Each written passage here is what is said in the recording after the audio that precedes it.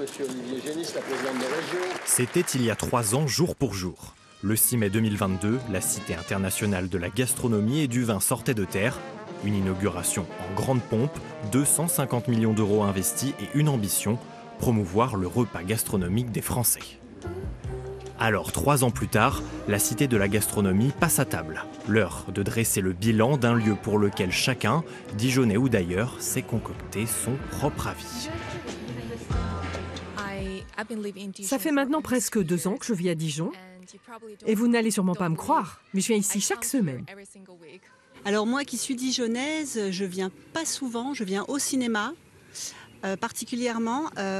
Par contre, je trouve que tous les magasins sont assez chers. Il n'y a pas beaucoup de monde déjà. Et les gens sont vraiment gentils.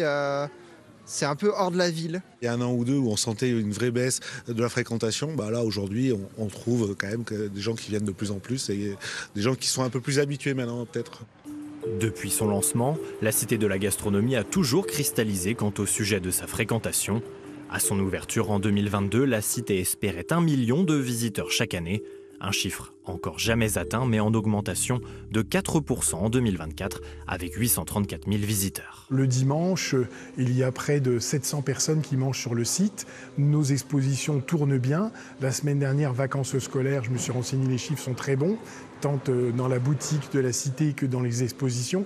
Franchement, sincèrement, dès qu'il y a un événement, il se passe quelque chose. Certes, hors vacances scolaires, les lundis, mardis, mercredis, c'est calme. Mais si vous venez les week-ends, il y a du monde. Pour accroître le nombre de visiteurs de la Cité, la ville de Dijon, qui a investi 4,2 millions d'euros dans le projet, envisage bientôt la gratuité de ces expositions. Le projet sera soumis au vote du conseil municipal le mois prochain. La grosse majorité de la fréquentation de la Cité dijonnaise se concentre ici, au village gastronomique. 11 enseignes implantées sur 4000 m², commerces, restaurants, caves à vin ou encore cinéma. Avec un panier moyen plutôt stable compris entre 21 et 25 euros, le village a enregistré l'an passé une augmentation de 15% de son chiffre d'affaires. Nous avons rajouté une offre de restauration plus forte, puisque chacun de nos points de vente maintenant propose une restauration. Cette année particulièrement, nous venons de rajouter 170 places assises pour justement offrir plus de possibilités à nos clients de déguster nos produits. En 3 ans, le paysage a beaucoup changé. Plusieurs établissements ont choisi de réduire leur personnel.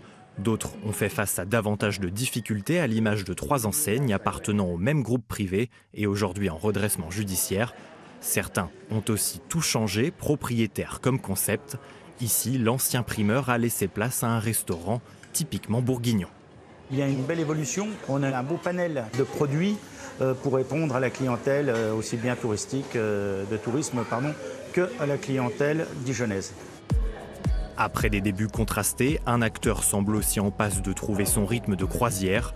Pointé du doigt à l'ouverture pour ses prix trop élevés, le cinéma de la Cité a depuis revu ses tarifs à la baisse, avec à la clé un résultat immédiat. Notre fréquentation est en constante évolution depuis l'ouverture. Si on prend en référence les 12 derniers mois écoulés, on est sur une progression de 11% de fréquentation, ce qui est très encourageant dans un marché qui globalement est à plus 4%. Une dynamique boostée par cette offre qui fait recette depuis septembre, un plat et une place de cinéma à moins de 17 euros. Une formule qui représente près de 40% des couverts réalisés sur le village les jours de l'opération. Des synergies sur lesquelles joue la Cité pour fidéliser sa clientèle de l'agglomération dijonnaise, qui représente à elle seule 60% de sa fréquentation. Quant au rayonnement au-delà de ses frontières, la Cité mise aussi sur son intégration auprès des tours opérateurs d'ici à 2027. Un projet comme celui-ci, c'est comme une entreprise. On ne peut pas y arriver en 1 année, en 2 ans, en 3 ans. C'est 4-5 ans. Donc là, nous espérons, à la fin de la 3e année, arriver en fin 25 à 1 million. Ça serait bien. L'hôtel de luxe de la Cité, éternel endormi, pourrait bien aussi ouvrir l'an prochain et venir contribuer à cet objectif. 2026, année également visée par le restaurant à la table des climats pour décrocher une première étoile au guide Michelin.